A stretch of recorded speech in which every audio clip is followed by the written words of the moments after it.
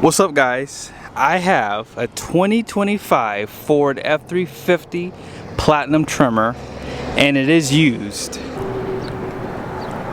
I like that. It has 4,990 miles. Now, at the end of this video, I'm going to show you guys what this truck is selling for right now, what it costs, all that good stuff. And are Ford trucks losing value? That is the question. Now, I can show you guys the truck and do a review on it, but it's a brand new truck. It's literally nothing wrong with it.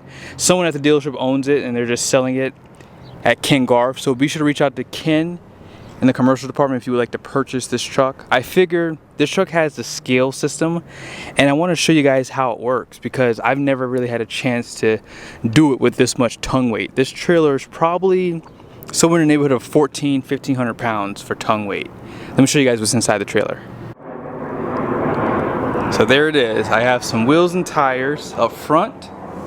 I also have a car inside. So this trailer is probably about 9,500 pounds. But the tongue weight, because it's being a steel trailer, 28 foot long, it puts a lot of hitch weight on the truck. One of the biggest upgrades Ford made was to this receiver hitch. This is a class 5. They made this a lot bigger for your chains, and it's a game changer. You can also get your breakaway switch in pretty easy. And let's go ahead and jump inside.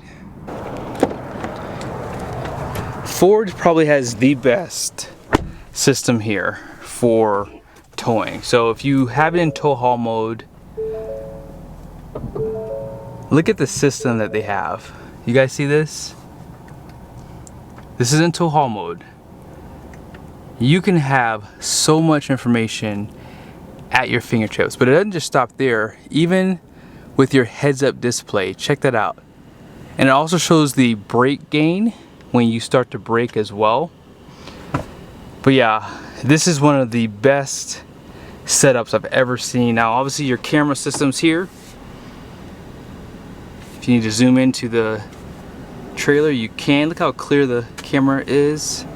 Now for the bed, you do have this bed view camera. This truck does not have fifth wheel prep package, which might be a good thing because then you can add the Reese turnover ball. Tow haul mode is going to be within the drive modes here. Your dual stage exhaust brakes right there. And this is why we're doing the video. I want to show you guys the scale system.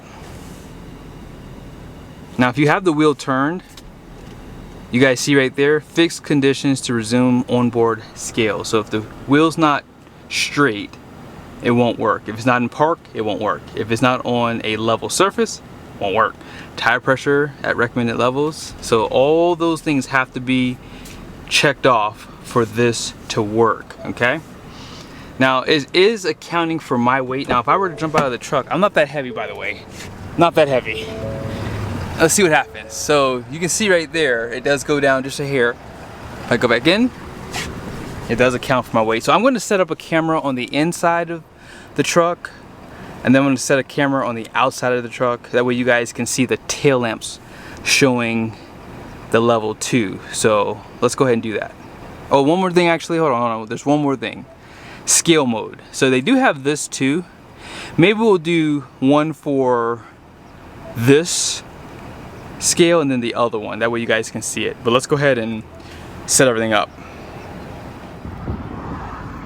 Alright, let's go. Go ahead and drop the weight down.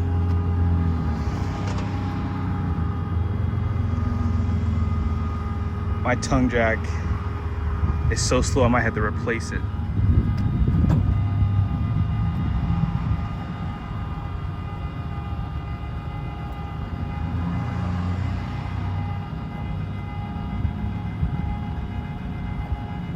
Come on.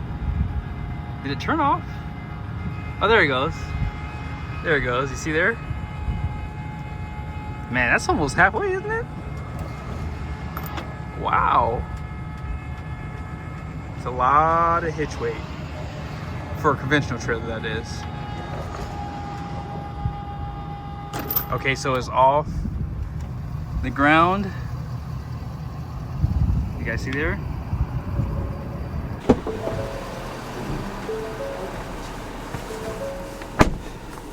And now you guys see right here,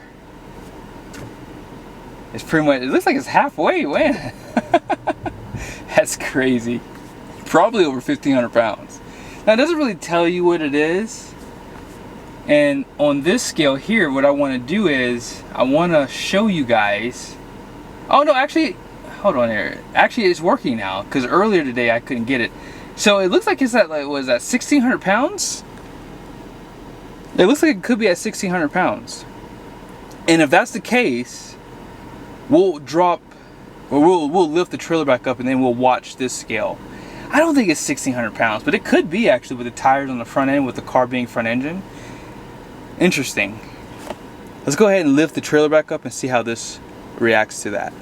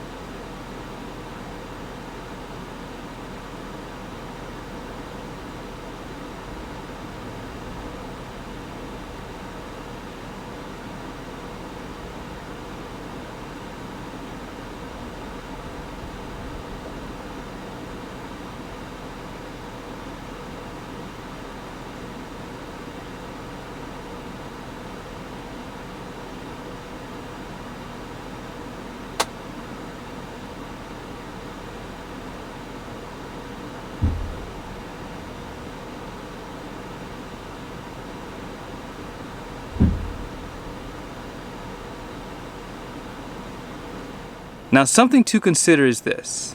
This system does account for your weight, your passenger's weight, anything in the bed, some gear that you might have, plus your trailer hitch weight, right? So my trailer is probably around 1,400 to 1,500 pounds, but when I was inside the truck, it was showing 1,600 pounds because it was accounting for my weight. Now obviously you guys can see the payload is 3925, it does show there. If you are someone who goes over your payload, I still believe Ford can use this against you. I personally would buy the right truck or just not get this system on your truck. Although, who knows, maybe the manufacturers do have systems on here now that can account for your hitch weight, gross combined weight rating, all that stuff to make sure you're within your capacities, because they could still void your warranty, right? So just keep these things in mind. Let's go ahead and go online and see what this truck is priced at, and I'll show you guys the original window sticker as well. At the very top is the description of the colors, and then here's that short listing of the standard equipment here. And then these are all the options with this F-350. Now base price comes in at $79,165, and then destination is $1995, with a total price of $102,695. Now this truck was built back in February, so figure it got delivered around March, April time frame.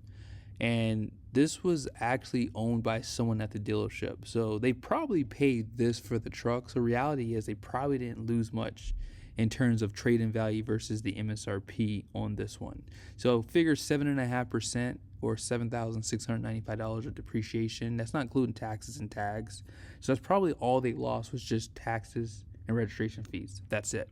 Now obviously if someone were trading this truck in like myself, you probably got around $92,000 for the truck, I would say. So figure you would lose about 10% in that ballpark on this, and I would still say that's not too bad. Now obviously if you only own the truck for a few months, then it doesn't make sense. You probably shouldn't have bought a truck in the first place, but I think that Ford is probably the best when it comes down to holding its value. GM is probably second. I would say that GM and Ram are probably tied, especially with the higher trim levels. I do notice that GM products do depreciate, a little bit more so than what Ford does, but I would say they're probably not as bad as the Ram trucks.